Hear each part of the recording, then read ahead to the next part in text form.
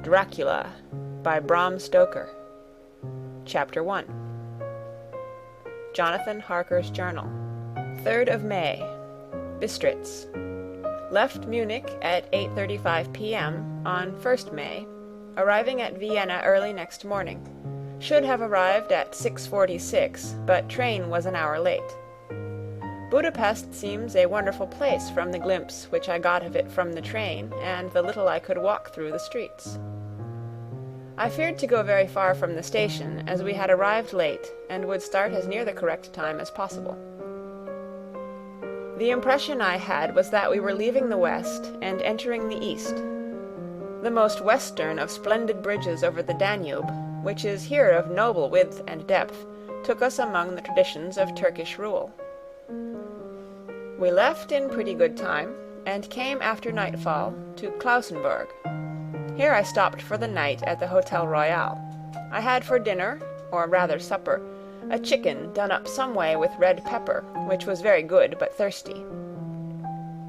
Memorandum: get recipe for Mina.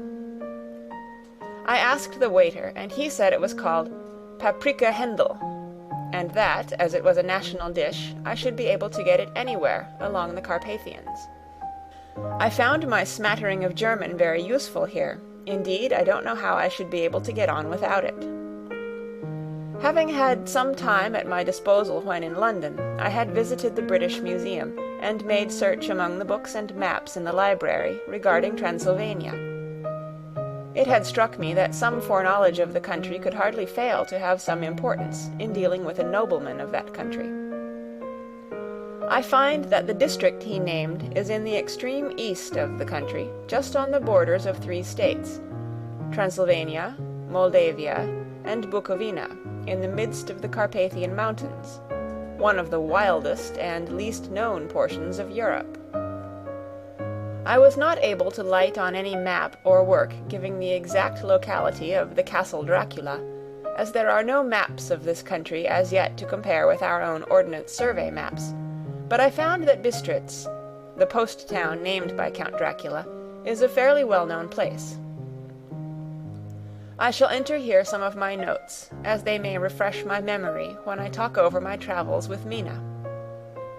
In the population of Transylvania there are 4 distinct nationalities: Saxons in the south, and mixed with them the Wallachs, who are the descendants of the Dacians, Magyars in the west, and Szekelyes in the east and north. I am going among the latter, who claim to be descended from Attila and the Huns.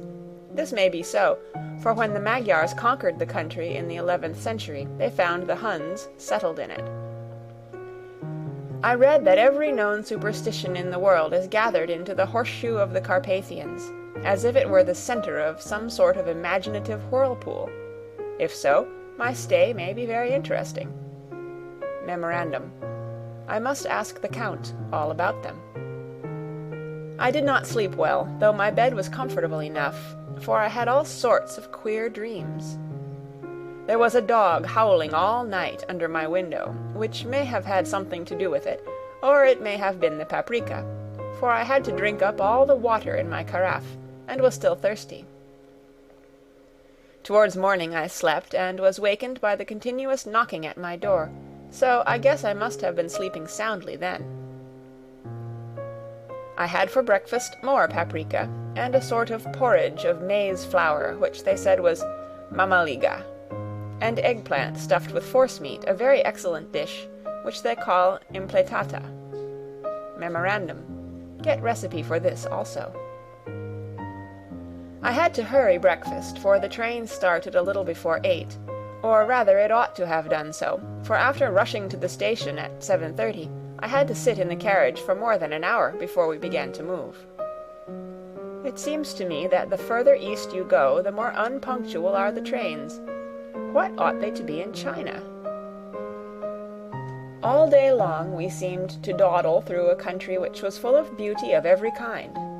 Sometimes we saw little towns or castles on the top of steep hills, such as we see in old missals. Sometimes we ran by rivers and streams, which seemed from the wide stony margin on each side of them to be subject to great floods. It takes a lot of water, and running strong to sweep the outside edge of a river clear. At every station there were groups of people, sometimes crowds, and in all sorts of attire. Some of them were just like the peasants at home, or those I saw coming through France and Germany, with short jackets and round hats and homemade trousers, but others were very picturesque. The women looked pretty, except when you got near them, but they were very clumsy about the waist. They had all full white sleeves of some kind or other, and most of them had big belts with a lot of strips of something fluttering from them, like the dresses in a ballet, but of course there were petticoats under them. The strangest figures we saw were the Slovaks, who were more barbarian than the rest, with their big cowboy hats, great baggy, dirty white trousers, white linen shirts, and enormous heavy leather belts, nearly a foot wide, all studded over with brass nails. They wore high boots with their trousers tucked into them, and had long black hair and heavy black mustaches. They are very picturesque, but do not look prepossessing. On the stage they would be set down at once as some old Oriental band of brigands. They are, however, I am told, very harmless, and rather wanting in natural self-assertion. It was on the dark side of twilight when we got to Bistritz, which is a very interesting old place. Being practically on the frontier, for the Borgo Pass leads from it into Bukovina, it has had a very stormy existence, and it certainly shows marks of it. 50 years ago a series of great fires took place, which made terrible havoc on 5 separate occasions. At the very beginning of the 17th century it underwent a siege of 3 weeks, and lost 13,000 people, the casualties of war proper being assisted by famine and disease. Count Dracula had directed me to go to the Golden Krone Hotel, which I found, to my great delight, to be thoroughly old-fashioned, for of course I wanted to see all I could of the ways of the country. I was evidently expected, for when I got near the door I faced a cheery-looking elderly woman in the usual peasant dress. White undergarment with a long double apron, front and back, of colored stuff, fitting almost too tight for modesty. When I came close, she bowed and said, "The Herr Englishman?" "Yes," I said, "Jonathan Harker." She smiled and gave some message to an elderly man in white shirt-sleeves, who had followed her to the door. He went, but immediately returned with a letter. "My friend, welcome to the Carpathians. I am anxiously expecting you. Sleep well tonight. At 3 tomorrow the diligence will start for Bukovina. A place on it is kept for you. At the Borgo Pass my carriage will await you, and will bring you to me. I trust that your journey from London has been a happy one, and that you will enjoy your stay in my beautiful land. Your friend, Dracula." 4th of May. I found that my landlord had got a letter from the Count, directing him to secure the best place on the coach for me, but on making inquiries as to details he seemed somewhat reticent, and pretended that he could not understand my German. This could not be true, because up to then he had understood it perfectly. At least he answered my questions exactly as if he did. He and his wife, the old lady who had received me, looked at each other in a frightened sort of way. He mumbled out that the money had been sent in a letter, and that was all he knew. When I asked him if he knew Count Dracula and could tell me anything of his castle, both he and his wife crossed themselves, and, saying that they knew nothing at all, simply refused to speak further. It was so near the time of starting that I had no time to ask anyone else, for it was all very mysterious, and not by any means comforting. Just before I was leaving, an old lady came up to my room, and said in a hysterical way, "Must you go? Oh, young Herr, must you go?" She was in such an excited state that she seemed to have lost her grip of what German she knew, and mixed it all up with some other language which I did not know at all. I was just able to follow her by asking many questions. When I told her that I must go at once, and that I was engaged on important business, she asked again, "Do you know what day it is?" I answered that it was the 4th of May. She shook her head as she said again, "Oh yes, I know that, but do you know what day it is?" On my saying that I did not understand, she went on, "It is the eve of St. George's Day. Do you not know that tonight, when the clock strikes midnight, all the evil things in the world will have full sway? Do you know where you are going, and what you are going to?" She was in such evident distress that I tried to comfort her, but without effect. Finally she went down on her knees and implored me not to go, at least to wait a day or two before starting. It was all very ridiculous, but I did not feel comfortable. However, there was business to be done, and I could allow nothing to interfere with it. I tried to raise her up, and said as gravely as I could that I thanked her, but my duty was imperative, and that I must go. She then rose and dried her eyes, and taking a crucifix from her neck, offered it to me. I did not know what to do, for, as an English churchman, I have been taught to regard such things as in some measure idolatrous, and yet it seemed so ungracious to refuse an old lady meaning so well, and in such a state of mind. She saw, I suppose, the doubt in my face, for she put the rosary round my neck and said, "For your mother's sake," and went out of the room. I am writing up this part of the diary whilst I am waiting for the coach, which is, of course, late, and the crucifix is still round my neck. Whether it is the old lady's fear, or the many ghostly traditions of this place, or the crucifix itself, I do not know, but I am not feeling nearly as easy in my mind as usual. If this book should ever reach Mina before I do, let it bring my goodbye. Here comes the coach. 5th of May. The Castle.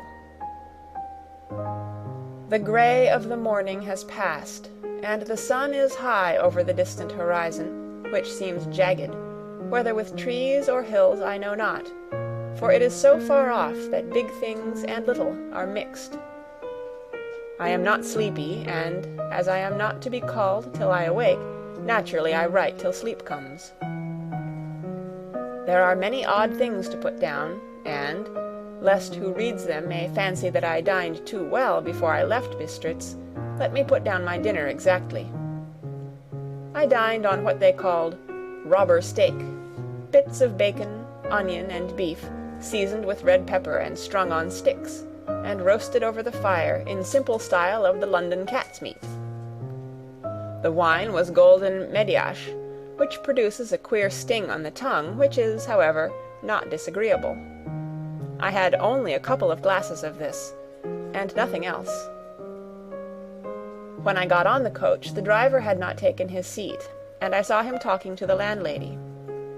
They were evidently talking of me, for every now and then they looked at me, and some of the people who were sitting on the bench outside the door came and listened, and then looked at me, most of them pityingly. I could hear a lot of words often repeated, queer words, for there were many nationalities in the crowd, so I quietly got my polyglot dictionary from my bag and looked them out. I must say they were not cheering to me, for amongst them were Ordog, Satan, Pokol, Hell, Stregoica, Witch, Vrolak, and Vlkoslak. Both mean the same thing, one being Slovak and the other Servian for something that is either werewolf or vampire. Memorandum: I must ask the Count about these superstitions. When we started, the crowd round the inn door, which had by this time swelled to a considerable size, all made the sign of the cross, and pointed 2 fingers towards me. With some difficulty I got a fellow passenger to tell me what they meant. He would not answer at first, but on learning that I was English, he explained that it was a charm, or guard, against the evil eye. This was not very pleasant for me, just starting for an unknown place to meet an unknown man, but everyone seemed so kind-hearted, and so sorrowful, and so sympathetic, that I could not but be touched. I shall never forget the last glimpse which I had of the inn yard, and its crowd of picturesque figures, all crossing themselves, as they stood round the wide archway, with its background of rich foliage of oleander and orange trees in green tubs clustered in the centre of the yard. Then our driver, whose wide linen drawers covered the whole front of the box seat, Gotza, they call them, cracked his big whip over his 4 small horses, which ran abreast, and we set off on our journey.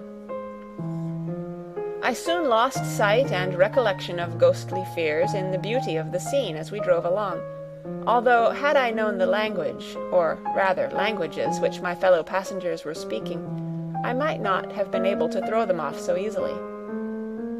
Before us lay a green sloping land full of forests and woods, with here and there steep hills, crowned with clumps of trees or with farmhouses, the blank gable end to the road. There was everywhere a bewildering mass of fruit blossom, apple, plum, pear, cherry. And as we drove by, I could see the green grass under the trees, spangled with the fallen petals. In and out amongst these green hills of what they call here the Mittelland ran the road, losing itself as it swept round the grassy curve, or was shut out by the straggling ends of pine woods, which here and there ran down the hillsides like tongues of flame. The road was rugged, but still we seemed to fly over it with a feverish haste. I could not understand then what the haste meant, but the driver was evidently bent on losing no time in reaching Borgo-Prund. I was told that this road is in summertime excellent, but that it had not yet been put in order after the winter snows. In this respect it is different from the general run of roads in the Carpathians, for it is an old tradition that they are not to be kept in too good order. Of old the hospodars would not repair them, lest the Turk should think that they were preparing to bring in foreign troops, and so hasten the war, which was always really at loading point. Beyond the green swelling hills of the Mittelland rose mighty slopes of forest up to the lofty steeps of the Carpathians themselves. Right and left of us they towered, with the afternoon sun falling full upon them and bringing out all the glorious colors of this beautiful range, deep blue and purple in the shadows of the peaks, green and brown where grass and rock mingled, and an endless perspective of jagged rock and pointed crags, till these were themselves lost in the distance, where the snowy peaks rose grandly. Here and there seemed mighty rifts in the mountains, through which, as the sun began to sink, we saw now and again the white gleam of falling water. One of my companions touched my arm as we swept round the base of a hill, and opened up the lofty, snow-covered peak of a mountain, which seemed, as we wound on our serpentine way, to be right before us. "Look, Istenzek, God's seat," and he crossed himself reverently. As we wound on our endless way, and the sun sank lower and lower behind us, the shadows of the evening began to creep round us. This was emphasized by the fact that the snowy mountain top still held the sunset, and seemed to glow out with a delicate cool pink. Here and there we passed Czechs and Slovaks, all in picturesque attire, but I noticed that goiter was painfully prevalent. By the roadside were many crosses, and as we swept by, my companions all crossed themselves. Here and there was a peasant man or a woman, kneeling before a shrine, who did not even turn round as we approached, but seemed in the self-surrender of devotion to have neither eyes nor ears for the outer world. There were many things new to me. For instance, hayricks in the trees, and here and there very beautiful masses of weeping birch, their white stems shining like silver through the delicate green of the leaves. Now and again we passed a Leiterwagen, the ordinary peasant's cart, with its long, snake-like vertebra, calculated to suit the inequalities of the road. On this were sure to be seated quite a group of home-coming peasants, the Czechs with their white, and the Slovaks with their collared sheepskins, the latter carrying lance-fashion their long staves, with axe at end. As the evening fell, it began to get very cold, and the growing twilight seemed to merge into one dark mistiness with gloom of the trees, oak, beech, and pine, though in the valleys which ran deep between the spurs of the hills, as we ascended through the pass, the dark firs stood out here and there against the background of late-lying snow. Sometimes, as the road was cut through the pine woods that seemed in the darkness to be closing down upon us, great masses of grayness, which here and there bestrewed the trees, produced a peculiarly weird and solemn effect, which carried on the thoughts and grim fancies engendered earlier in the evening, when the falling sunset threw into strange relief the ghost-like clouds, which amongst the Carpathians seemed to wind ceaselessly through the valleys. Sometimes the hills were so steep that, despite our driver's haste, the horses could only go slowly. I wished to get down and walk up them as we do at home, but the driver would not hear of it. "No, no," he said, "you must not walk here. The dogs are too fierce." And then he added, with what he evidently meant for grim pleasantry, for he looked round to catch the approving smile of the rest, "And you may have enough of such matters before you go to sleep." The only stop he would make was a moment's pause to light his lamps. When it grew dark, there seemed to be some excitement amongst the passengers, and they kept speaking to him, one after the other, as though urging him to further speed. He lashed the horses unmercifully with his long whip, and with wild cries of encouragement urged them on to further exertions. Then through the darkness I could see a sort of patch of grey light ahead of us, as though there were a cleft in the hills. The excitement of the passengers grew greater. The crazy coach rocked on its great leather springs, and swayed like a boat tossed on a stormy sea. I had to hold on.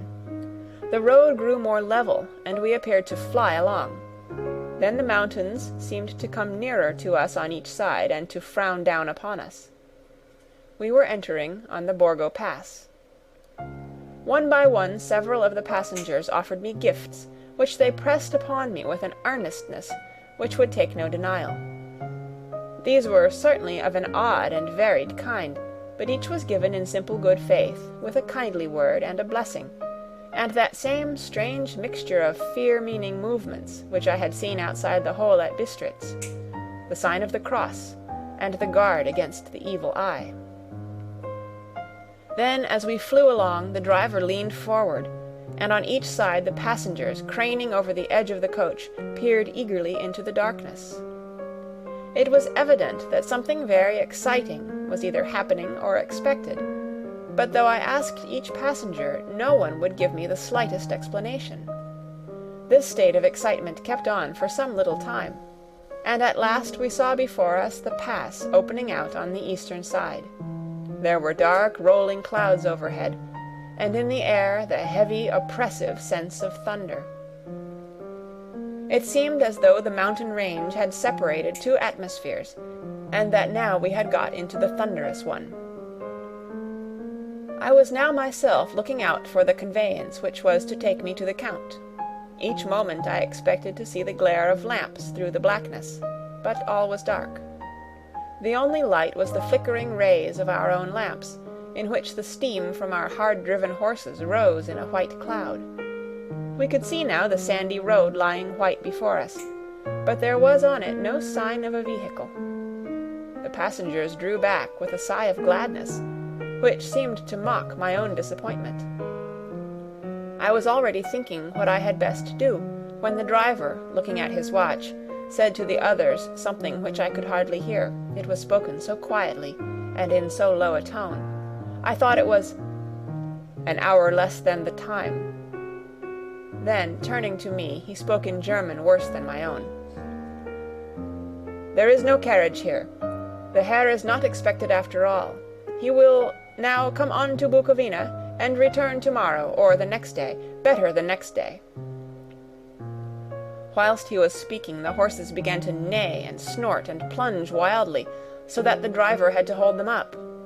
Then, amongst a chorus of screams from the peasants, and a universal crossing of themselves, a calèche with 4 horses drove up behind us, overtook us, and drew up beside the coach.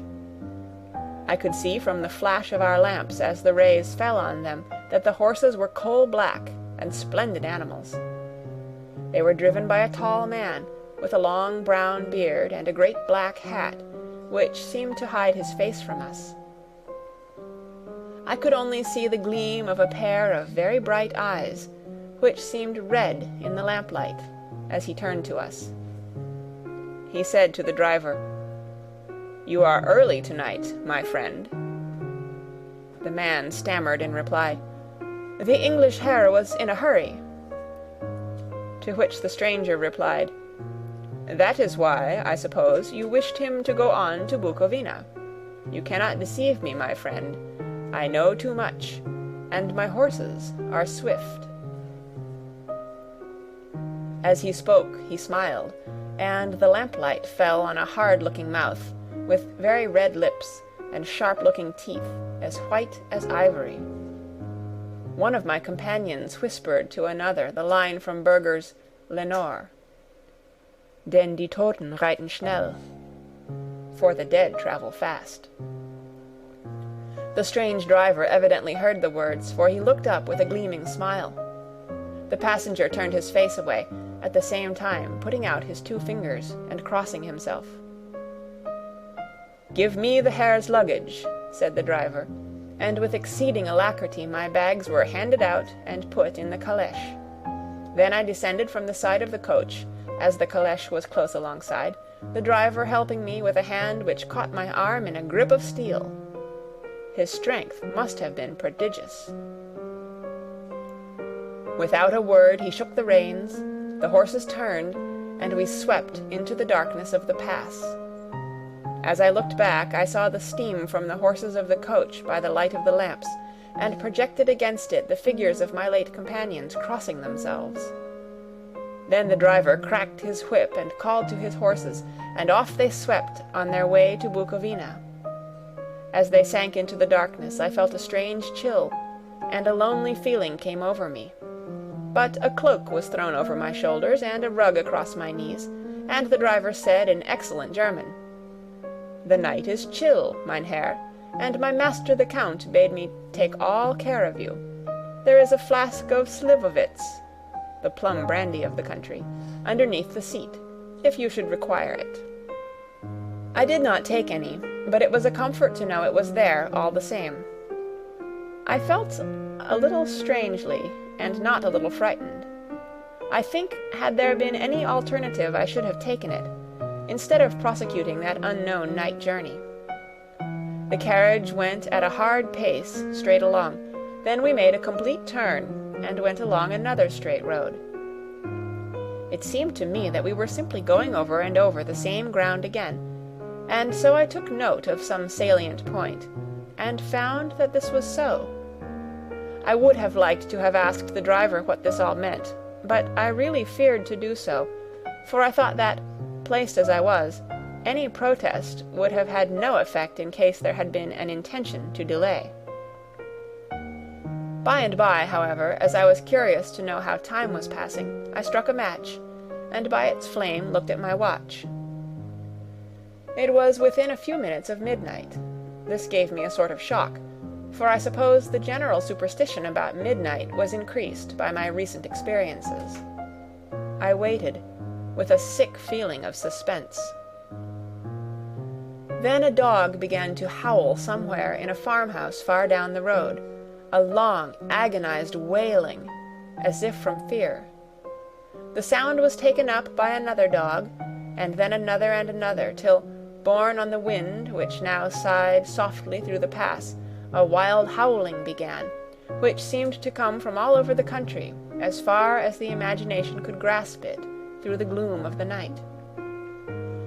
At the first howl the horses began to strain and rear, but the driver spoke to them soothingly, and they quieted down, but shivered and sweated, as though after a runaway from sudden fright. Then far off in the distance, from the mountains on each side of us, began a louder and a sharper howling, that of wolves, which affected both the horses and myself in the same way, for I was minded to jump from the caleche and run, whilst they reared again and plunged madly, so that the driver had to use all his great strength to keep them from bolting. In a few minutes, however, my own ears got accustomed to the sound, and the horses so far became quiet that the driver was able to descend, and to stand before them. He petted and soothed them, and whispered something in their ears, as I have heard of horse-tamers doing, and with extraordinary effect, for under his caresses they became quite manageable again, though they still trembled. The driver again took his seat, and shaking his reins, started off at a great pace. This time, after going to the far side of the pass, he suddenly turned down a narrow roadway which ran sharply to the right. Soon we were hemmed in with trees, which in places arched right over the roadway till we passed as through a tunnel. And again great frowning rocks guarded us boldly on either side. Though we were in shelter, we could hear the rising wind, for it moaned and whistled through the rocks, and the branches of the trees crashed together as we swept along.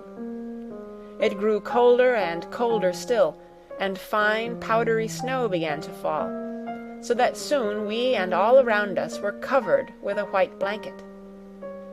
The keen wind still carried the howling of the dogs, though this grew fainter as we went on our way. The baying of the wolves sounded nearer and nearer, as though they were closing round on us from every side. I grew dreadfully afraid, and the horses shared my fear. The driver, however, was not in the least disturbed. He kept turning his head to left and right, but I could not see anything through the darkness. Suddenly, away on our left, I saw a faint, flickering blue flame. The driver saw it at the same moment. He at once checked the horses, and, jumping to the ground, disappeared into the darkness. I did not know what to do, the less as the howling of the wolves grew closer, but while I wondered, the driver suddenly reappeared again, and without a word took his seat, and we resumed our journey. I think I must have fallen asleep and kept dreaming of the incident, for it seemed to be repeated endlessly, and now looking back, it is like a sort of awful nightmare. Once the flame appeared so near the road that even in the darkness around us I could watch the driver's motions. He went rapidly to where the blue flame arose. It must have been very faint, for it did not seem to illumine the place around it at all, and, gathering a few stones, formed them into some device. Once there appeared a strange optical effect. When he stood between me and the flame, he did not obstruct it, for I could see its ghostly flicker all the same. This startled me, but as the effect was only momentary, I took it that my eyes deceived me, straining through the darkness. Then for a time there were no blue flames, and we sped onwards through the gloom, with the howling of the wolves around us, as though they were following in a moving circle. At last there came a time when the driver went further afield than he had yet gone, and during his absence the horses began to tremble worse than ever, and to snort and scream with fright. I could not see any cause for it, for the howling of the wolves had ceased altogether. But just then the moon, sailing through the black clouds, appeared behind the jagged crest of a beetling, pine-clad rock, and by its light I saw around us a ring of wolves, with white teeth and lolling red tongues, with long sinewy limbs and shaggy hair. They were 100 times more terrible in the grim silence which held them than even when they howled. For myself, I felt a sort of paralysis of fear. It is only when a man feels himself face to face with such horrors that he can understand their true import. All at once the wolves began to howl as though the moonlight had had some peculiar effect on them. The horses jumped about and reared, and looked helplessly round with eyes that rolled in a way painful to see. But the living ring of terror encompassed them on every side, and they had perforce to remain within it. I called to the coachman to come, for it seemed to me that our only chance was to try to break out through the ring, and to aid his approach I shouted and beat the side of the caleche, hoping by the noise to scare the wolves from the side so as to give him a chance of reaching the trap.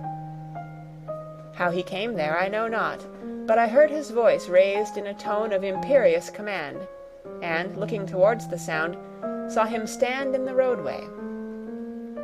As he swept his long arms, as though brushing aside some impalpable obstacle, the wolves fell back, and back further still. Just then a heavy cloud passed across the face of the moon, so that we were again in darkness. When I could see again, the driver was climbing into the caleche, and the wolves disappeared. This was all so strange and uncanny that a dreadful fear came upon me, and I was afraid to speak or move.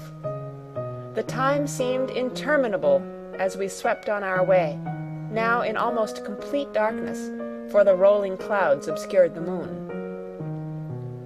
We kept on ascending, with occasional periods of quick descent, but in the main always ascending. Suddenly I became conscious of the fact that the driver was in the act of pulling up the horses in the courtyard of a vast ruined castle, from whose tall black windows came no ray of light, and whose broken battlements showed a jagged line against the sky. End of chapter 1.